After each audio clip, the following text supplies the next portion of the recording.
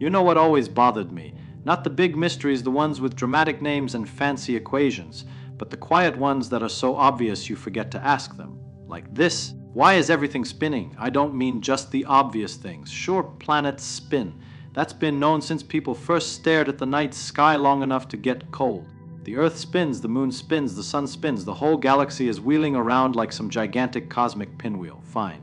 But then you look closer. Stars form from spinning clouds. Atoms have electrons that behave as if they're spinning. Elementary particles themselves carry something we stubbornly insist on calling spin, even though if you try to imagine them as little tops, nature slaps your hand and says, no, not like that. And then there's you, your blood swirls as it flows.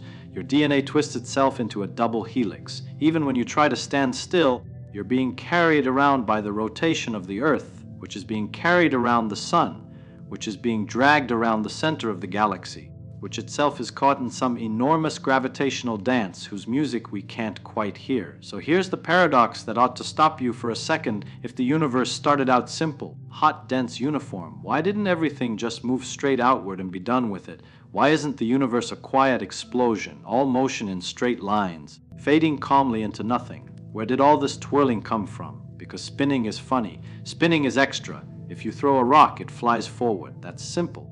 But if it also starts rotating, now something else is going on. Spin feels like a kind of luxury motion, something you'd expect only if there were gears or hands or some cosmic prankster flicking things sideways when you weren't looking. Here's a thought experiment that bothered me when I was younger. Imagine you're floating in empty space. No stars, no planets, no landmarks. You toss a ball. It goes straight. You toss another ball. It goes straight, too. Nothing surprising. But then you notice something odd at Z. Every time clouds of stuff clump together and make something interesting, a star, a planet, even a tiny grain of dust, it always ends up rotating. Always. You never see a planet that's perfectly still, like a dignified statue drifting through space. It's always spinning, wobbling, processing, doing something. So you ask the obvious child's question, the one grown-ups tend to forget to ask who started it spinning. Now, before anyone gets clever ideas, no, I don't mean a literal push. I don't mean a divine finger flicking galaxies like coins on a table. I mean something more annoying. I mean that even when you trace things backward, before planets, before stars, before galaxies, you still find rotation hiding there. In the gas, in the dust, in the equations. You can't get rid of it. And that's where it starts to feel like one of those jokes nature tells at your expense. Because if you go back far enough, the early universe looks astonishingly boring. Hot, smooth, expanding. Not much structure, not much personality. And yet, from that smooth beginning, we somehow end up with hurricane spiral galaxies, whirling electrons, and figure skaters pulling in their arms and spinning faster just to show off. Let me make it more personal.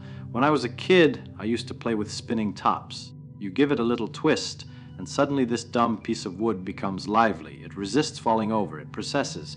It behaves in a way that feels stubborn, as if rotation gives matter an attitude. And the strange thing is you don't have to keep pushing it. Once it's spinning, it wants to keep spinning.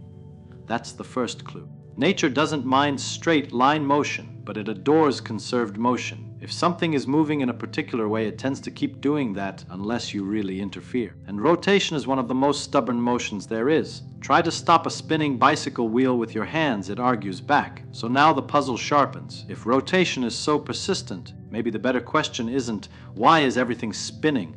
But why didn't the universe manage to get rid of spin early on? Because here's the uncomfortable possibility. Maybe spinning isn't an accident at all. Maybe it's the natural consequence of having a universe where things can move, interact, and clump together under simple rules.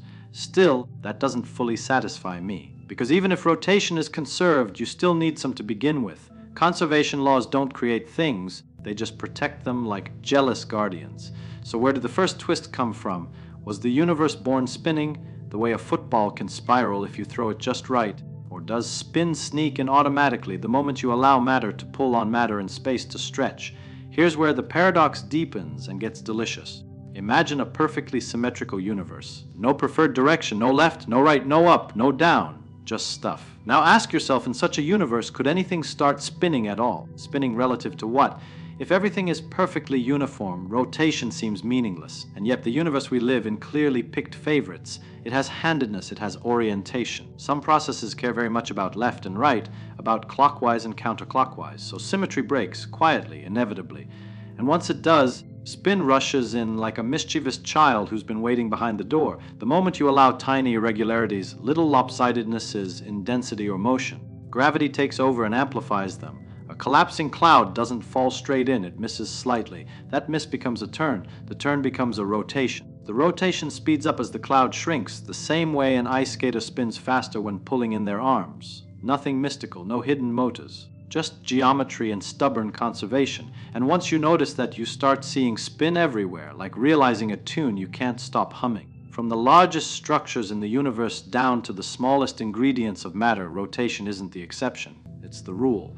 But now we've only traded one mystery for another. Because when you go all the way down to particles that have no size, no shape, no little surfaces to spin, nature still insists on giving them spin anyway. Not spinning in space exactly, something deeper. Something baked into reality itself, and that's the point where you stop and laugh a little, because the universe didn't just choose to spin its planets and galaxies. It decided to spin existence. That's where the story really gets interesting. If you want, I'll keep going and let the spin carry us forward. Good, because once you notice the spin, you can't unsee it, and now we can start playing with it a little. Let's do something simple, something you can try without any cosmic equipment at all. Pick up a mug of coffee. Hold it out in front of you. Now slowly rotate your wrist. You feel resistance, not much, but it's there. Now fill that mug with coffee and do the same thing. Suddenly the rotation feels heavier, more insistent. The coffee doesn't like being told to turn. It sloshes, it lags behind, it argues. That argument is the whole story trying to introduce itself. Rotation isn't just motion, it's motion with memory. When something spins, every piece of it wants to keep going the way it was going. Each little bit pulls against the others, and together they form a kind of collective stubbornness. That stubbornness is what we dignify with a fancy name, angular momentum. But you don't need the name yet, you can feel it in your wrist. Now imagine the same thing, but instead of a coffee mug, it's a cloud of gas the size of a solar system. Cold, thin, barely there. It doesn't look like much, certainly nothing dramatic, but gravity starts pulling it inward. Every atom feels a tug toward the center. Here's the trick, none of them fall in perfectly straight. They can't. Why not? Because perfectly straight is a fantasy. There's always some tiny sideways motion, a whisper of imbalance. One atom nudges another. A thermal jiggle here, a random drift there. That tiny sideways motion is enough. As the cloud shrinks, that sideways drift gets magnified the same way a small twist becomes dramatic when you pull your arms in close. So the cloud starts to rotate, slowly at first, and faster. And before you know it, you've got a spinning disk, a newborn star at the center, planets condensing out of the leftovers like crumbs flung from a spinning plate. What's remarkable isn't that this happens once, it's that it happens every time. You don't have to tune it, you don't have to set it up carefully. Spin comes out automatically, the way bubbles come out of boiling water. And this gives you a hint about something deeper. Rotation isn't a special feature added later. It's what happens when motion, space, and interaction are allowed to exist together. The universe doesn't need encouragement to spin. It does it on its own enthusiastically. Now let's zoom in, not out, because the same idea shows up again, but wearing a very strange disguise. Think about a figure skater. Everyone knows the trick. Arms out, slow spin. Arms in, fast spin. You can explain it with equations, but the intuition is better. When the skater pulls her arms in, she's concentrating her motion closer to the axis. The rotation has fewer places to hide, so it speeds up. The spin doesn't come from nowhere. It was there all along, just spread out. Here's the funny thing, electrons do something similar, but they cheat. An electron behaves as if it's spinning, even though if you try to picture it as a tiny ball whirling around, the numbers explode in your face.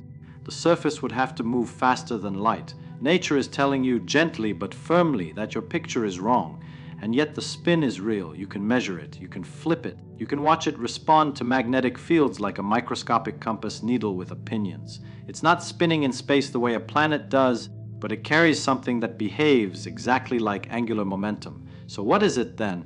At this point, you're tempted to throw up your hands and say, well, quantum mechanics is weird, and walk away. But that's a lazy surrender. The better reaction is curiosity, because the universe is being consistent in a very strange way. From galaxies down to particles, it keeps reusing the same idea, rotation, even when the physical picture changes completely. That tells you spin isn't about little things physically twirling. It's about symmetry. Here's a neat way to feel that. Close your eyes and imagine rotating yourself in place. Turn 360 degrees. You're back where you started. Nothing changes. That's a symmetry of space.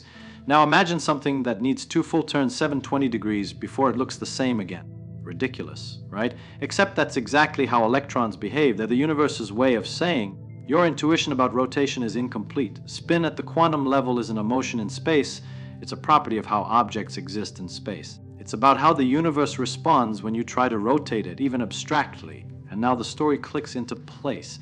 The universe didn't just sprinkle spin on top of things. Spin is woven into the rules of reality. It's a consequence of how space itself is built, how transformations work, how nature keeps track of orientation and change. Once you accept that, the earlier mystery looks different. The universe didn't start spinning because something pushed it. It spins because the moment you allow interactions, collapses, and symmetries to break, even slightly rotation becomes unavoidable. It's the default response of a dynamic universe.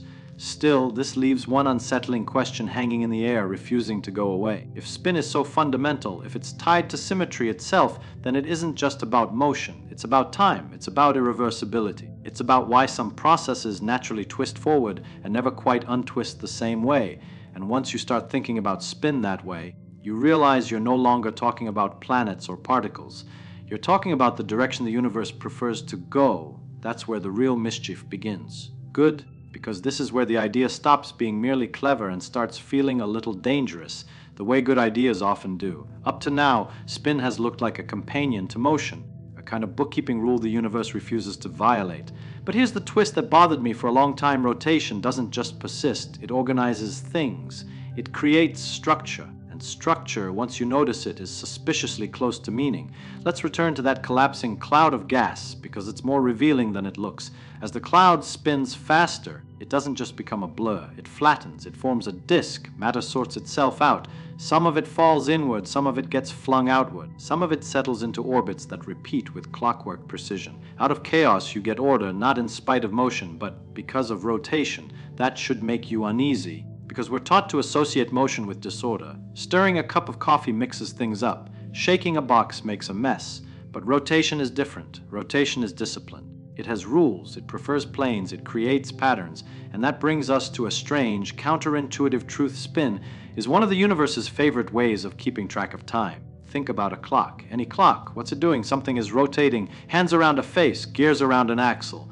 Even an atomic clock depends on oscillations that repeat cycle, turn back on themselves. Timekeeping is rotation pretending to be measurement. Now here's the unsettling part. The fundamental laws of physics, the ones written in equations, don't care which way time runs. Run them forward, run them backward, they still work. The equations don't blink. And yet in real life, time absolutely has a direction. Eggs break, they don't unbreak. Smoke spreads, it doesn't politely reassemble. And spinning systems almost never unwind themselves perfectly. Spin doesn't just accompany time's arrow. Take a simple spinning top. When it's spinning fast, it's stable, graceful, almost eternal. But friction is always there whispering. Energy leaks out, the spin slows.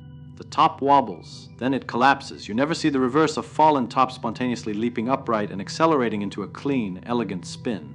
Why not? Because while angular momentum is conserved, usable energy is not. Spin channels motion into a form that resists change, but once it degrades in a very particular direction. Scale that idea up and suddenly you're staring at galaxies. Spiral galaxies don't just rotate, they age. Their rotation curves tell stories about dark matter, about mass distributed in ways we can't see but can infer. Their spin stabilizes them long enough for stars to live, burn, explode, and seed the next generation. Without rotation, gravity would make everything fall inward too quickly. With rotation, the universe buys itself time. That's the key phrase, rotation buys time. And now let's shrink back down again, because the same trick appears at the smallest scales, wearing a tuxedo instead of work boots. In quantum mechanics, spin isn't optional. Particles don't ask permission, they're born with it. And the values they're allowed to have are bizarrely restricted, half integers, discrete orientations. Flip one way, flip the other, nothing in between. Why should nature care so much about this? Because spin determines how particles behave collectively.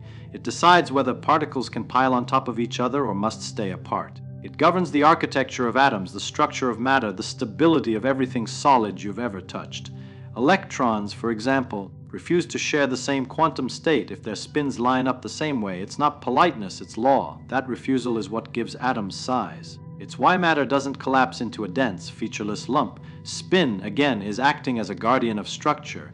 So when you ask why everything is spinning, You're really asking why the universe has shape instead of mush, and now comes the punchline that sneaks up on you. Spin isn't just something objects have. It's something the universe requires in order to exist in an interesting way. Without angular momentum, there are no stable orbits.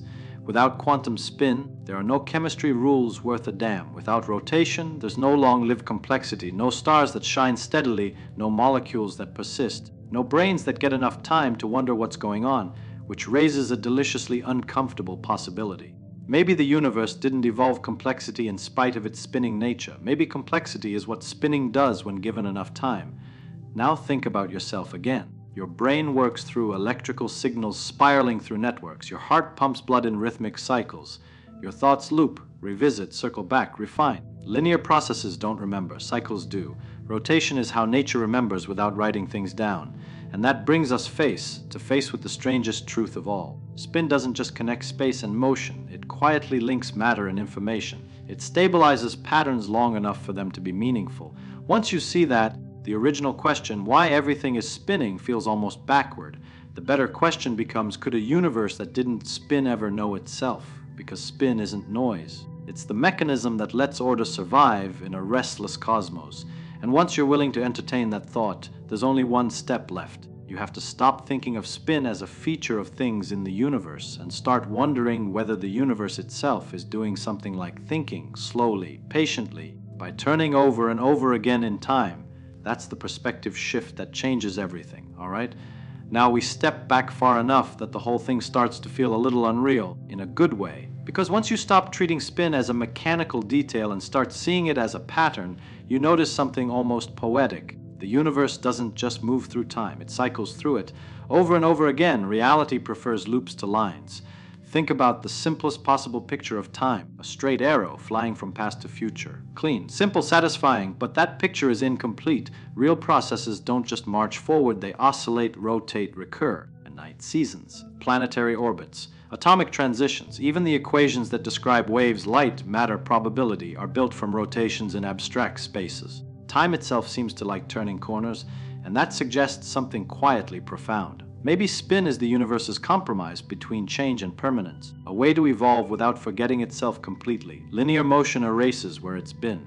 Rotation keeps coming back, but never quite the same way twice. That's why spinning systems are so fertile. They revisit familiar states, but with new details layered on top. A galaxy rotates billions of times, yet stars are born and die within it. An electron's spin remains fixed, yet its environment changes. A human life runs on cycles, sleep and wake, inhale and exhale, while still moving irreversibly forward towards something unknown. So spin becomes a kind of memory with motion. Now here's the thought that really makes you pause. If the universe had no spin at all, no angular momentum, no intrinsic rotational properties, it wouldn't just look different, it would experience time differently. Or maybe not at all. Without cycles, there's no rhythm. Without rhythm, no clocks. Without clocks, no meaningful sense of before and after. In that sense, spin may be the scaffolding that time climbs on. And suddenly, the question, why is everything spinning, transforms into something much stranger, as spinning how the universe knows it's alive, not alive the way you and I are alive, no intentions, no plans, but alive in the sense of being self-organizing, persistent, capable of producing novelty without flying apart instantly. Rotation stabilizes, but it also allows change. It holds the universe together long enough for surprises to happen. Even expansion, the grand stretching of space itself, doesn't erase spin. Galaxies drift apart, but each one keeps turning, carrying its own local history with it. Expansion gives the universe room, spin gives it character. And maybe that's why, when we search for deep explanations, we keep rediscovering rotation in disguise, in complex numbers, in phase space, in symmetry groups, over and over again. The mathematics of reality whispers the same idea to understand change. Imagine turning. That whisper is easy to miss if you're looking for causes in the everyday sense, pushes, forces, beginnings. But the universe doesn't always work like a detective story with a single culprit. Sometimes it works like a dance. The steps are constrained, the music is simple, and yet the result is endlessly expressive. So when you look up at the night sky and see galaxies spinning like luminous fingerprints, you're not seeing leftovers of some ancient show. You're seeing the natural posture of a universe that allows motion, symmetry, and interaction to coexist. And when you look inward at atoms, at cells, at thoughts circling back on themselves, you're seeing the same principle echoed at a different scale. Spin isn't decoration. It's how reality avoids being trivial. If everything moved in straight lines forever, nothing would last. No structure, no memory, no observers to ask awkward questions. Rotation bends motion back on itself just enough to make persistence possible. So the mind-boggling truth isn't that everything is spinning. It's that the universe, in order to become interesting at all, had almost no choice. And once you realize that, the spinning stops being mysterious and starts feeling inevitable.